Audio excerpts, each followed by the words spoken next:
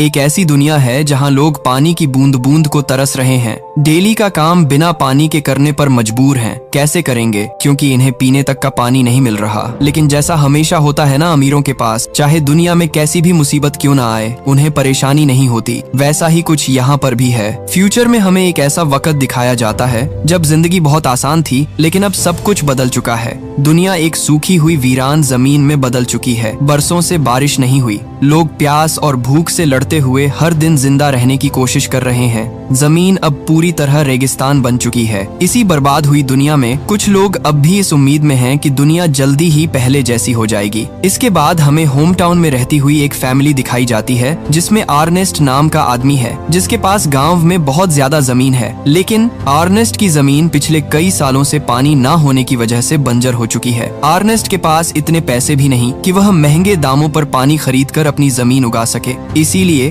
Ernest ने सरकार से भी कई बार रिक्वेस्ट की कि मेरी जमीन अभी इस काबिल है कि अगर उसे पानी मिले तो वह दोबारा से हरी भरी हो जाए। लेकिन कोई भी अर्नेस्ट की बात पर यकीन करने को राजी नहीं होता। इसीलिए अर्नेस्ट खुद ही अपनी जमीन पर पानी तलाश करने की कोशिश करता है। लेकिन कई दिनों की मेहनत के बाद भी अर्नेस्ट को वहाँ से पानी नहीं मिलता। अब तक तो अर्नेस्ट की पानी निकालने वाली मशीन भी खराब होने लग चुकी थी। एक दिन अर्नेस्ट की जमीन में पानी की मशीन चोरी करने के लिए दो चोर आते हैं। लेकिन अच्छी बात यह थी कि अर्नेस्ट को उन दोनों के बारे में पता चल चुका था। अर्नेस्ट भागता हुआ अपनी गन लाता है और उन दोनों पर तान देता है। चोरों को अपनी मौत सामने नजर आ रही थी, इसीलिए वह बहाना करने लगते हैं कि हम काफी दूर से आए हैं, इसीलिए हमें कुछ पानी की जरूरत है। अर्नेस्ट को उनकी हालत देखकर दोनों पर तरस आ जाता है, इसीलिए वह इन दोनों को पानी देने का सोचता है। लेकिन तभी वह लोग अपने पास रखी हुई गन निकाल लेते हैं। अर्नेस्ट बहुत गुस्से में आ जाता है और बिना कुछ सोचे समझे ही दोनों को शूट करके मार देता है। इसका मतलब है कि पानी की इतनी कमी हो चुकी है कि लोग पानी के लिए एक दूसरे को मारने पर आ चुके हैं। अगले दिन अर्नेस्ट अपने बेटे जीरो के साथ वाटर सप्लाई वाली जगह पर जाता है, जहाँ इसकी मुलाकात मैक्स नाम के आदमी से होती है। ये लोग प्राइवेट कंपनियों के साथ मिलकर बड़ी बड़ी मशीनें लगाते हैं और पानी निकालकर शहर के अमीर लोगों को महंगे दामों पर बेचते थे। अर्नेस्ट इनको बताता है कि यहाँ से कुछ दूरी पर मेरा खेत है। आपकी मशीनन्स की वजह से जो थोड़ा बहुत पानी हमें मिलता था, अब वह आना भी बंद हो गया है। इसीलिए आप लोग अपनी मशीनन्स को यहाँ से कहीं और ले जाओ। लेकिन मैक्स अर्नेस्ट को बुरा भला कहता है और उसकी बात मानने से साफ साफ इनकार कर देता है।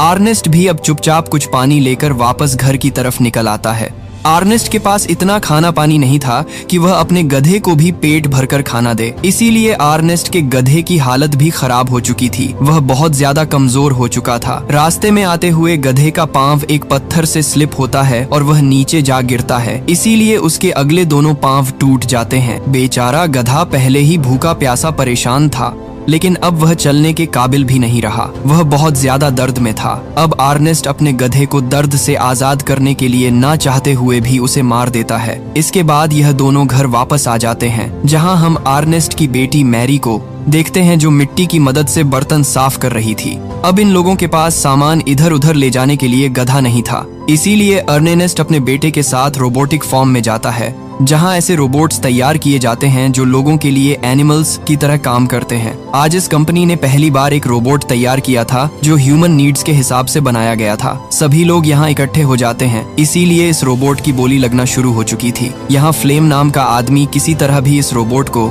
खरीदना चाहता था, लेकिन अर्नेस्ट फ्लैम से ज्यादा बोली लगाकर रोबोट को बाय कर लेता है, जिस बात का फ्लैम को बहुत गुस्सा था। इसके बाद अर्नेस्ट और जीरो अर्नेस्ट की वाइफ कर्लीन से मिलने एक हॉस्पिटल जाते हैं। अर्नेस्ट की वाइफ कुछ समय पहले एक्सीडेंट की वजह से बहुत ज्यादा बीमार हो गई थी, इसीलिए कर्लीन अब एक खास फ्रेम की मदद से ही जिंदा रह सकती है। अर्नेस्ट के पास इतने पैसे नहीं थे कि वह यह फ्रेम बाय करके अपनी वाइफ को घर ला सके, इसीलिए कार्लीन हॉस्पिटल में ही रहती है। कार्लीन से मिलने के बाद बाप बेटा घर की तरफ चल जाते हैं। रास्ते में इन दोनों को रूबी नाम का आदमी मिलता है जो खाना पानी ना होने की वजह से बहुत ज्यादा परेशान था। उसके पास इतने पैसे नहीं थे कि वह अपने बच्चे को पाल सके, इसीलिए रूबी रोड पर अपने बेटे को सेल करने के लिए खड़ा था। अर्नेस्ट को जब पता चलता है तो वह रूबी को ऐसा करने से रोकता है। अर्नेस्ट रूबी को हौसला देता है और कहता है, तुमको ऐसा नहीं करना चाहिए। रूबी अर्नेस्ट को पहले से ही जानता है, इसलिए वह अर्नेस्ट को बताता है कि तुम्हारी बेटी मैरिका का किसी लड़के के साथ चक्कर चल रहा है, इसीलिए तुम्हें उसे कंट्रोल में रखना चाहिए। यह बात सुनकर अर्नेस्ट को रूबी पर बहुत गुस्सा आता है, इसीलिए वह चुपचाप घर चला आता है। अर्नेस्ट मेरी के पास जाकर उससे पूछता है और कहता है कि तुम्हें मुझसे पूछना चाहिए था, लेकिन मेरिका उससे कहती है कि मैं अपनी जिंदगी के फैसले खुद कर सकती हूँ, तुम्हें मेरी जिंदगी में इंटरफियर करने की कोई जरूरत नहीं है। अर्नेस्ट अपनी बेटी का ऐसा बिहेवियर देखकर अंदर से टूट जाता है और गुस्से में आकर मेरिका को कमरे में लॉक कर देता है। अगले दिन अर्नेस्ट को पता चलता है कि उसका रोबोटिक गधा चोरी हो चुका है। अर्नेस्ट का पूरा शक फ्लेम पर ही जाता है, क्योंकि फ्लेम ही रोबोटिक गधा खरीदना चाहता था। अर्नेस्ट अब फ्लेम के पास जाने वाला था, तभी वहाँ वाटर सप्लाई वाले लोग आ जाते, जो आते ही अर्नेस्ट को इतना मारते हैं कि वो बेहोश हो जाता है। थोड़ी देर बाद जब अर्नेस्ट की आंख खुलती है तो वो लोग उसे बताते हैं कि हमने खुद तुम्हें अपने रोबोटिक गधे के साथ यहाँ से पानी चुराते देखा है। अर्नेस्ट उन लोगों को समझाने की कोशिश करता है कि उसने कुछ नहीं किया, लेकिन वो लोग अर्नेस्ट की एक नहीं सुनते। किसी तरह अर्नेस्ट अपनी गन तक पहुँचता है और सबको गन पॉइंट पर ले लेता है। वो लोग डर के पीछे हो जाते हैं, जिससे अर्नेस्ट को यहाँ से भागने का मौका मिलता है। अर्नेस्ट किसी भी हाल में फ्लेम को तलाश करना चाहता है, क्योंकि अब उसे यकीन हो चुका है कि ये काम फ्लेम का ही है। थोड़ी देर बाद जब अर्नेस्ट को फ्लेम मिलता है तो अर्नेस्ट उसे गन पॉइंट पर करके वाटर सप्लाई वालों की तरफ जाने के लिए कहता, क्योंकि अर्नेस्ट अपने आप को बेगुनाह साबित करना चाहता है। अर्नेस्ट बहुत ज्यादा जख्मी था, उसकी हालत बहुत खराब हो चुकी थी, लेकिन फिर भी वह फ्लेम को बांधकर उन लोगों के पास ले जाने लगता है। फ्लेम अर्नेस्ट से कहता है कि हमारे पास बहुत ज्यादा पानी मौजूद है, तुम इस पानी में से कुछ पानी ले सकते हो, बाद में हम इस पानी को बेचकर अच्छे खासे पैसे बटोर लेंगे।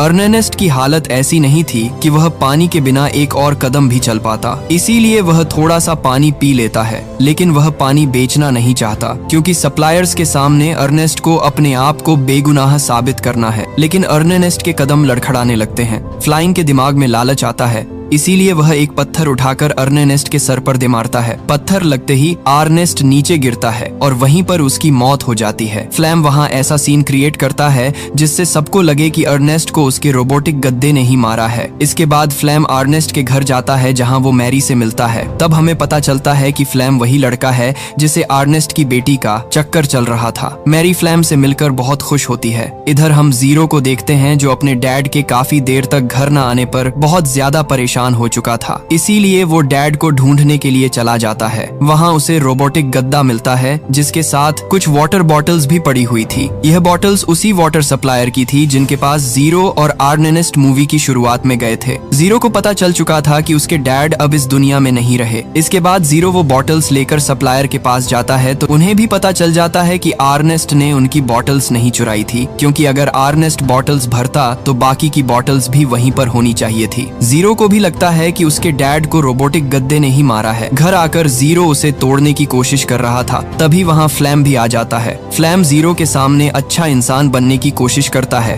वह जीरो को हौसला देता है और उसे झूठी तसल्ली देता है। जीरो भी फ्लैम की बातों में आ चुका था। एक दिन फ्लैम जीरो से कहता है कि मैं तुम्हारी बहन को पसंद करता हूँ, इसीलिए मैं उससे शादी करना चाहता हूँ। जीरो भी अब तक फ्लैम को एक्सेप्ट कर चुका था। फ्लैम का असली मकसद अर्नेस्ट की सारी जमीन पर कब्जा करना था, इसीलिए वह मेरी को झूठे प्यार का धोखा भी दे रहा था। फ्लैम अब उनकी खेत में फसल उगाना चाहता था, इसीलिए वह वाटर सप्लायर्स के पास जाकर कहता है कि मुझे इलीगली अपनी फसल उगाने के लिए पानी दो। जब मेरी फसल उगेगी तो हम दोनों आधे आधे पैसे रख लेंगे। सप्लायर को भी कंपनी से ज्यादा कुछ नहीं मिलता था, इसलिए वो बिना सोचे समझे ही फ्लेम की बात मान जाते हैं। अब फ्लैम को उसकी फसल उगाने के लिए बहुत सारा पानी दे दिया जाता है। फ्लैम फसल पर बहुत ज्यादा मेहनत करता है। जल्द ही उनकी जमीन में फसल उगना शुरू हो जाती है। फ्लैम और जीरो अपनी जमीन में फसल देखकर बहुत ज्यादा खुश थे। अब तो फ्लैम और मेरी शादी भी कर लेते हैं। फ्लैम अब अपनी जिंदगी में बहुत खुश था, उसकी लाइफ बहुत अच्छी चल रही थी। लेकिन एक दिन फ्लैम के पास बैंक से कुछ लोग आते हैं, जो फ्लैम को बताते हैं कि अर्नेस्ट ने अपने खेतों के लिए बैंक से लोन लिया था,